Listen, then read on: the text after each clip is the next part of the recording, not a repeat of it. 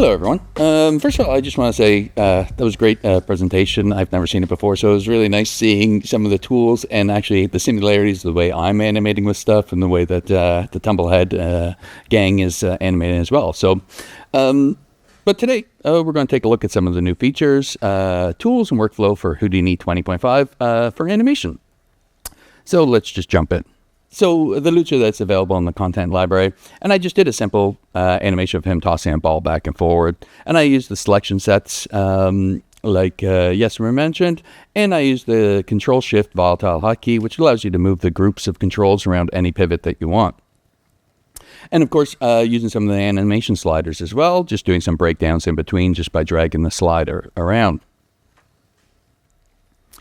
So from here, if I wanted to start taking a look at the motion of the ball going around through the air, what we can now do is in our animation settings, we now have a motion path. So now we're able to turn that on and we can start seeing our motion of the ball through in the viewport. And we have more plans for this in the future, but right now it's really great to be able to see the keys, see our spacing, see our arcs as we're animating on the viewport. And you don't have to be on the same frame to start adjusting it. You could just grab the keys anywhere you want and start sculpting your curve as you need it. And you can see by the ticks, your spacing as well. But if you just want to focus on one little area, what you can always do is just limit the number of frames before and after and just get a smaller segment of that motion path or see the entire thing as you want. Now, if I move that around and once I get something that I'm like happy with for the motion path, what we can see here is right at the end, the ball's intersecting through the hand quite a bit. So we can take a look at our new transient constraints to remedy this. And what our transient constraints essentially are is a way to visualize and easily adjust and manage your constraints in your scene. So if I selected the ball as the driven, the hand as the driver, I select my frame range in the time bar, hit A. Now what you'll see is I get my constraint added on there. But you also notice in the time bar, I have a bookmark there, an orange bookmark made for me. So now I can visually see when the constraint is on or off. So if I go outside of that bookmark, and now I select the hand, I move it around, you can see the ball's not moving with it. But if I go back inside the bookmark, now when I move it, now it's moving constrained altogether. So it's a really quick way to be able to just visually see when is a constraint active or when it's not. And we can do that, of course, for the other hand, do the exact same thing. So we can go there, we can select the ball as the driven, we can select the hand as the driver, and we can grab our time line in the time bar. But before I hit A this time, I'm going to switch it from dense keys, which puts a key every frame on the ball, to update. And now this will do when I hit A and get the constraint, it'll just update the existing keys of that ball to the correct spots. And you also notice that we have a gray bookmark this time, and that's because the ball now has a different driver. So now we can see where our ball is constrained and that we have two different drivers by the color coordination on it. And at any time you can turn this off as well. You can just toggle off auto update follow ranges, and now when you move the keys, there's no longer a constraint to anything. But if you wanted to, you can always put that back into the hand again just by going to a frame where it's in the hand, toggling that back on, and now when we hit A, it automatically adjusts all of those keys to be back locked in the hand, constrained to the hand in the proper offsets. And for the one where it's intersecting quite a bit, we can do the exact same thing. We can select the driven, we select the driver, we select our frame range, and then we hit A. But in this case, I actually want a key on every frame, so I'm going to add dense. And now when I hit A, it gives me a key on every frame, and we no longer have any intersection with the ball in the hand. And you'll notice that that bookmark is also orange, and that's because it's the exact same driver as the beginning of the shot. So really quickly, we're able to see that we have our three constraints, and by the color coordination, that we have two different drivers in it. Now, this being Houdini, of course, we can always use some proceduralism in here. So if I wanted to, what I could do is I can bring in my little network that I have set up, and I have a yellow ball, but I also have an orange box. And I'm just going to procedurally swap out that geometry just by using a switch node, switch it over. Now we have a box in there. But if I select that control, what you can see is I have the exact same constraints, same bookmarks, same keys, same animation. But of course, the box is quite a different shape than the ball, so it's intersecting right through the hands. But transient constraints will help us fix this. So we just go into a frame, we just shift it up. And now automatically all those other frames, even though they're dense keys, they're all automatically updated with that offset. So you just have to do it once and you got it done. And for the other hand, where we kept it as just update, so we were just updating a few keys, now with it on dense, now we can get it to the dense key so it's locked on every frame. So you can decide if you want to work with just updating the keys or putting on the dense keys on every frame. And of course we could do it for the very end, do the exact same thing, move it up. Now we have all our offsets really quickly done. So we've really been able to quickly procedurally swap out the geometry and adjust those offsets very, very quickly. Now, of course, this is a pretty simple little shot, just one object with the two hands. So let's look at something a little bit more complicated. And here we have Lucha, and there's 25 switches going on here between the 3 balls and the 2 hands. But I just did it the exact same way, and you can see it here when I select it. You can see all my bookmarks showing me when that ball is in the hands, and by the color coordination, that there's 2 different drivers to see which hand it's in. And that's the same for all 3 balls. So now I'd like to take a look at fixing all the balls in the air. And I could use a motion path for it, but that's a lot of manual labor to do. So with Houdini 20, we introduced dynamic motion. And dynamic motion is great because what it does is just by setting the grab and release frames and the center of mass, it gives you physically accurate motion. So now you get correct motion of those balls through the hair. We have the proper spacing, proper height, proper arcs, everything in there. And that's in a fraction of the time that I would have been able to do that by hand keying anything. And so normally what I would do from here is I would go to bake, and I would go to bake my essential keys. And what this would previously do is just bake onto my existing animation.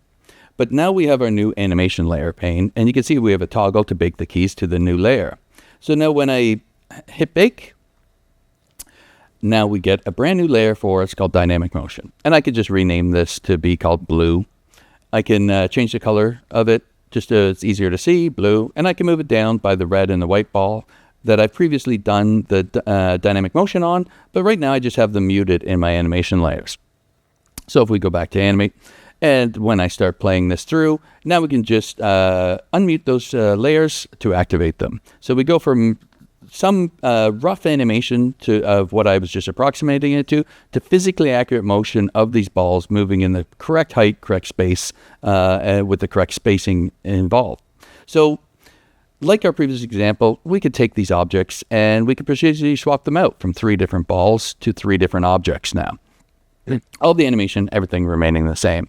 And of course, it is animation layer system, so we can just add an additive layer on top of this, so then we can start adding rotations onto all 3 of those objects as he's juggling them in the air.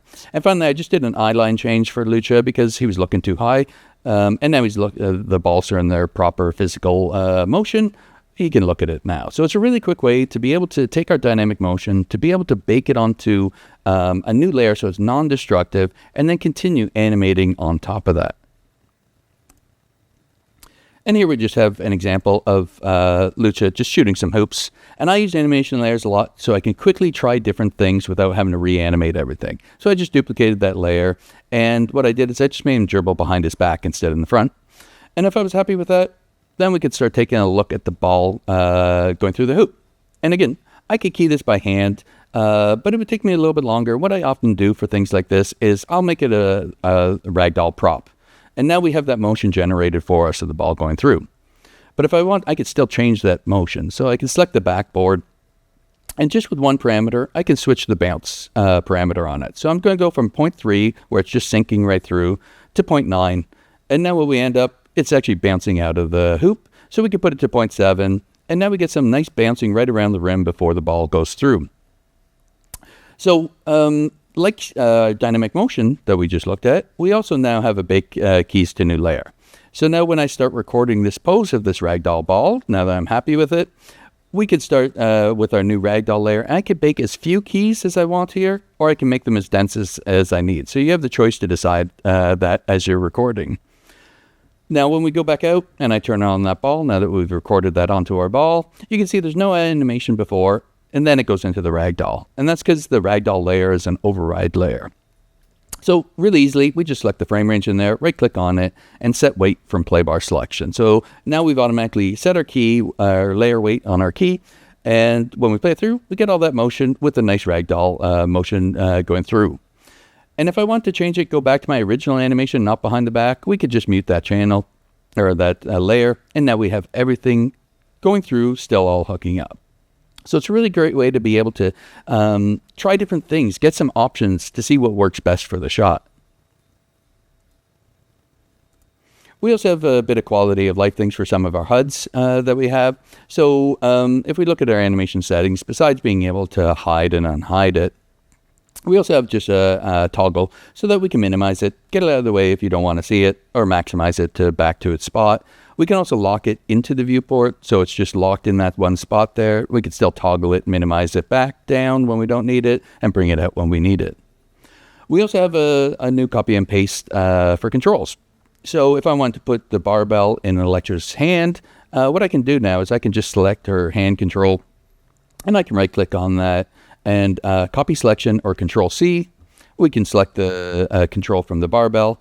I can right-click on that, paste world transforms or Control-V, and now we've been able to paste that up. So it's a really quick way to start being able to paste your controls together.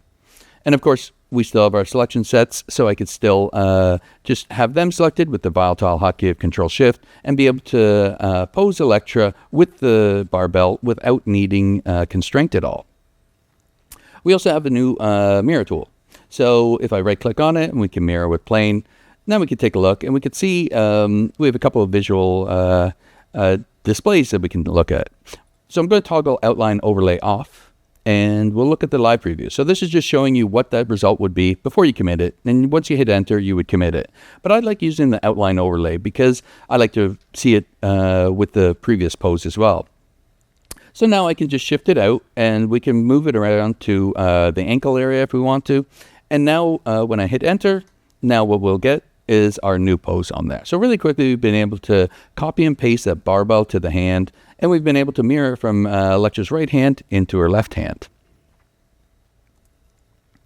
Now, we don't have to do that mirroring on the entire body, of course. We can just do it on a limb. So with Electra in a little fighting pose here, you can just select the controls for her right arm. And if I want to mirror that to the left arm, what I could do is right-click, mirror with default. And now we have that pose will be for the arm mirrored on the other side. So you can just do it. It doesn't have to be on everything. It's just whatever controls you want to mirror. But we're not going to do that right now. Because what I'm going to do is turn on Electra, the metal Electra. Now, if you want to copy a pose from one character to another, now we could do it really, really quickly. And just by selecting the wooden Electra, just selecting her controls, using Control-C, then I can select the controls of metal Electra, Control-V, and now we have that pose will be copied onto the other character exactly. But of course, sometimes you want that pose, but you don't want it to move to the same spot of where that character is. Again, we could do that quickly just by having everything selected. And now when I right-click into there, I can paste local transforms or Control-Shift-V. And now we have that pose put on there, but in her local space and not over top of the other character. And of course, we could still use our mirror tool on this if we wanted to start posing this character a little bit differently still. So by selecting everything on the metal Electra, I can mirror with plane. Now we see it up there with the mirror. And I could change it if I wanted to the live. But again, I like the outline overlay on. So I'm just going to shift it over. And now we can get the mirror on the other side. But we can also rotate that plane. So we can rotate it so they start facing each other. And again, once I get there, I can just hit enter, and then that pose will be committed. And now we have our new pose coming up. There we go. So now really quickly, we've been able to copy the exact pose, being able to mirror it, and be able to make them face each other. And so with the basketball one, I showed using Ragdoll to generate some motion for a prop. This time, we're going to take a look at generating some motion from Ragdoll onto a character so we can start using it. And of course, now with the spinning back fist, what we probably want is the metal Electra to be hit and react to it. So if I just turn on our Ragdoll here for metal Electra, now you can see she gets hit, completely knocked down and falling. But if I wanted to change that behavior a little bit, so she maybe gets hit, she reacts and recovers from that, we can do that very easily now. If I just select everything on the character, I'm just going to use the match world transforms here. And from here on, I'm only going to change two different parameters here, the position stiffness and the orientation stiffness. So now when we go through, we can see she's falling to the ground still. But all I'm going to do is set a key on those two parameters, the position and orientation stiffness. I'm going to change the values to 10 on both of them. And now when we scrub it through, we can see she gets hit and recovers back into her original spot. Now, the one thing, if you don't want to look at the collision shapes, we have a new visualizer that we can do. So when I go over there, I can turn it on and I can put on skin geometry. So this is really great because now we can start working with our ragdoll while seeing our skin geometry of the character instead of the ragdoll shapes. And from here, if I wanted to delay the arms, everything's coming up at the same time. If I want to start delaying them, I can use my selection sets, select the right and left arm.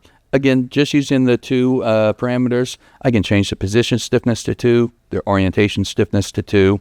And now when we scrub it through, we can see that character gets hit and the arms now come up for a delay. And you can work on that, separating the arms, doing the head a delay, the torso, as much as you like until you get something that you want. And then, of course, you can now bake those keys out to a new layer, which is what I've done here. So I'm going to turn on Metal Electra. I'm going to bring in our animation layers, and I just have them all muted right now. But as we go through it, we can see not being hit. And then we can see the ragdoll getting hit and recovering. And I just started animating on top of that. So now she'll punch back at the other Electra.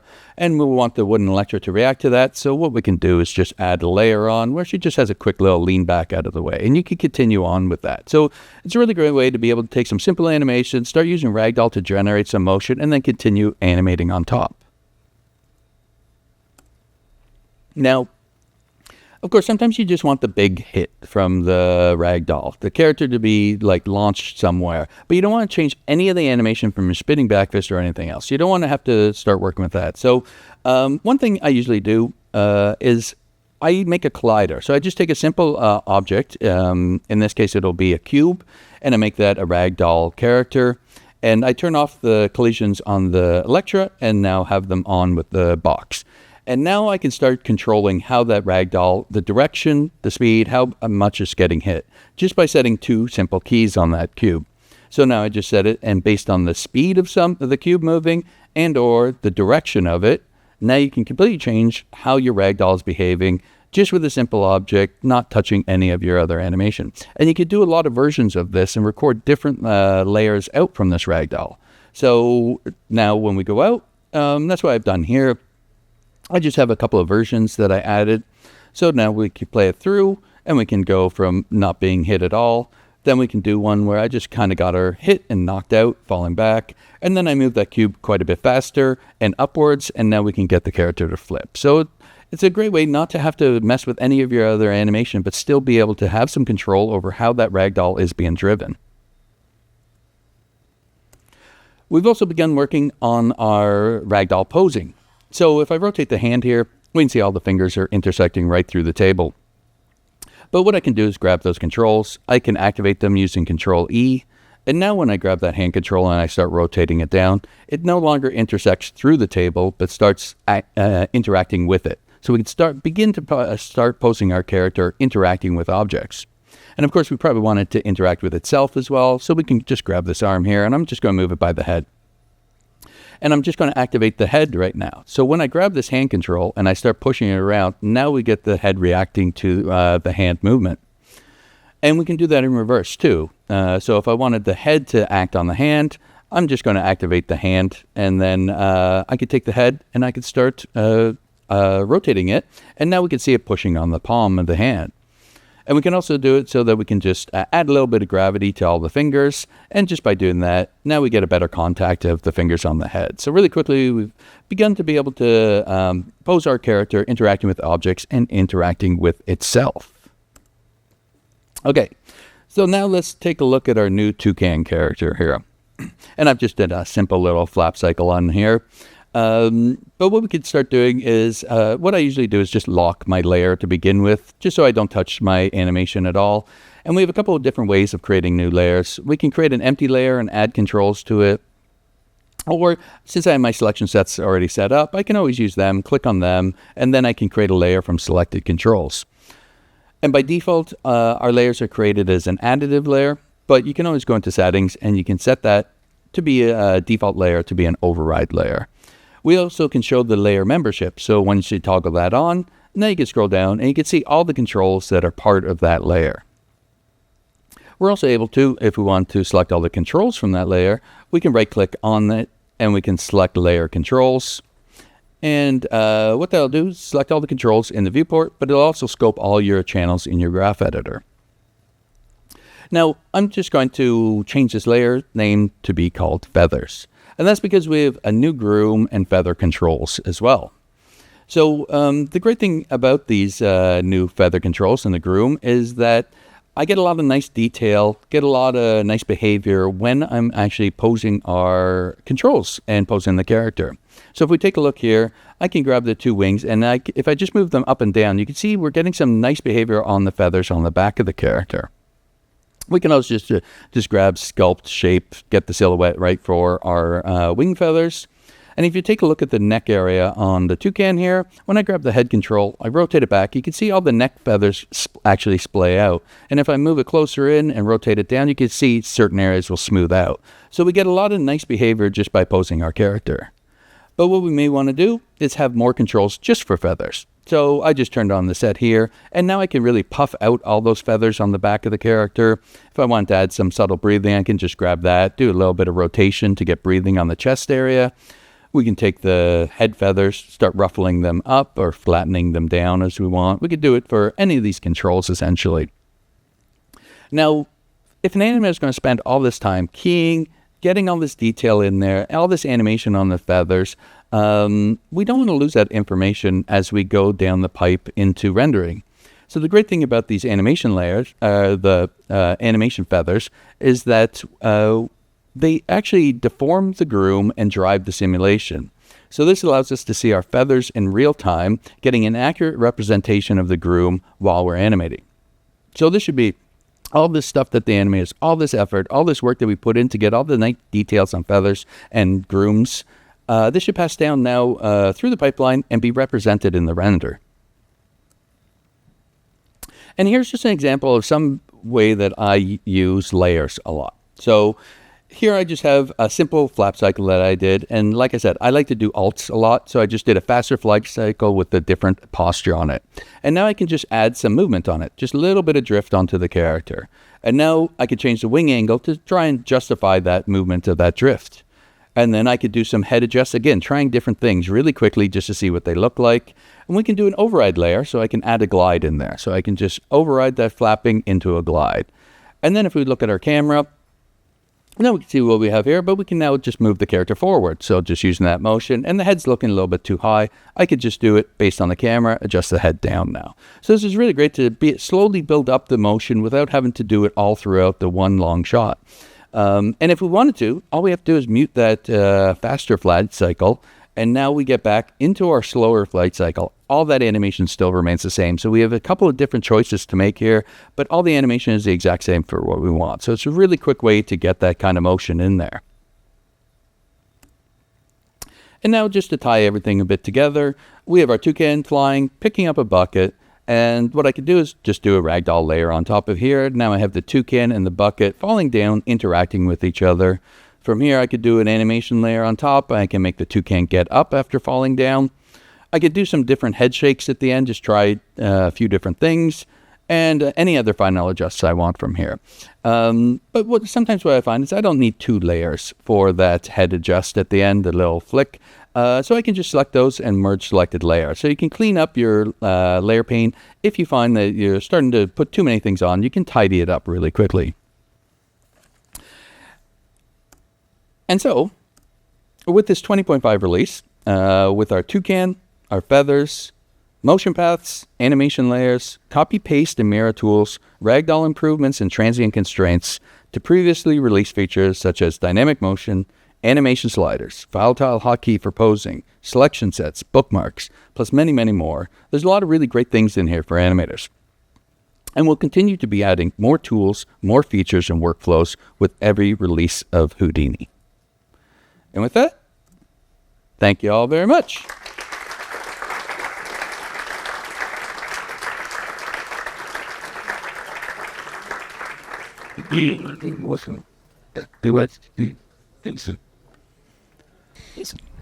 Great stuff. Any questions? Yeah. Thank you for your presentation. I have a question about the interaction between graphists, between animator and maybe a simulation artist or even rendering artist. Anyway, does the Apex technique apply to USD or is conserved when exported as a USD? Imagine an animator take your bird, animate some stuff, and all your scene is saved in USD. And can someone, like we saw previously in other stuff, open a soap node in LOP and modify the animation? Yeah, well, I would think I'm not I'm very simple for the animation area of it, so I'd like to keep it stopped there and then let all the other people do their fantastic things after. But yes, for the feathers, for example, a lot of times when the animator does that, you end up with your silhouette and everything. Then it goes down to past there, and now your silhouette's different. You actually see it rendered or not. So all this should be able to be written out, so that when they get it, they have something to start with. Of course, you want to add more detail. You always want to get more and more detail. But all that stuff that, especially a director, if a director's looking at stuff in animation, they see a final shot there, like, I like this, I do it. Then they see it down there. They want to see the same kind of thing, but just better, right? So it should be able to, get it out there. And you can continue doing what you would normally do with effects and adding character filing things on there as well. But you have that nice starting spot from animation going, this is where it got finalized from animation. No, thank you. Is that kind of? I'm not great on the back end of the stuff, so yeah. Thank you. Oh, hey, fantastic presentation. Thanks so much. Looks really great. I was just interested in the constraint transitioning and that stuff, because I'm just wondering, because sometimes when you're doing rigs, you can come up with lots of different wacky kind of constraints for different purposes. So I can think of a few ways maybe in which that's built, but do you feel, if you're like, I want to make a new constraint and quickly kind of hook it in there, is that easy to do from an animator perspective? I hate constraints, generally. Like, as an animator, that's why I like the volatile hotkey that Jesper mentioned as well, being able to move things together around any pivot. I usually do that. That's my blocking entirely. I don't use constraints at all until I get to a point where I need to have a constraint. I want to lock it in. And even sometimes I'll just keep it with that update. So it's just updating my few keys. So I'm still working with sparse keys. But Esther may actually have something she looks like she wants to say here. So am I understanding you right that you do want to kind of like add your own made constraint? Yeah, exactly. Or like a normal like transform constraint that we're talking about. So there's two things that I can say. Like, first of all, constraint is also nothing but a graph in the end. So yes, you will be in the future able to build your own fancy setups. And that actually goes towards a direction which we'll explore more in the future, which is ephemeral rigging, which pushed this whole system a lot further. So yes, and we will also add more options for the type of transient constraints. Right now it's just a parent constraint, but the same system would apply for just rotation, scale constraint, aim constraint, whatnot. Yeah. So all those constraints are getting resolved back into the animation process. Well, okay. So the question if the constraints get resolved into the animation graph. So what actually happens, the constraint is actually never really there. The constraint is just there when you interact with it. And as soon as you're done interacting with it, the data are always being written down to keyframes, because in the end, you're just interested in the keyframes, right? So you don't need the constraints being around, disturbing your whole setup, being like not able to kind of like have two constraints actually working against each other. Transient constraints allows you doing that because they just exist when you really need them. So is it a viewer state script that's being run, or it's being run that affects rig and then puts it into a job? So the question, is it a viewer state action, or is it kind of like a script that's run, or where does it live? So it is a constraint. It is exactly the same as a constraint that you would create and keep there.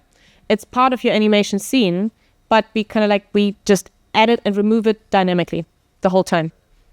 But it is it's not part of your rig. It's a separate thing that operates on your keyframes in the end, and on your parameters for your rig. And as an animator, part of That that was is super that technical, sorry. I don't like I like that my keys are there in world space. Like that's the thing. Like you have a constraint that's there, but then my keys are there. So if I want to do that object, I have my nice curves because it's all world space stuff. So you're not having a constraint where you're having offsets that you have to deal with. It's just your keys that you can work with that's normal. And that's part I like about it because it simplifies things because you're just looking at, you get nice curves out of it, basically. You don't end up with crazy values coming up because you have a constraint turning on or off. Thanks. Yeah. And Esther's presenting next, so you can ask her some more questions then.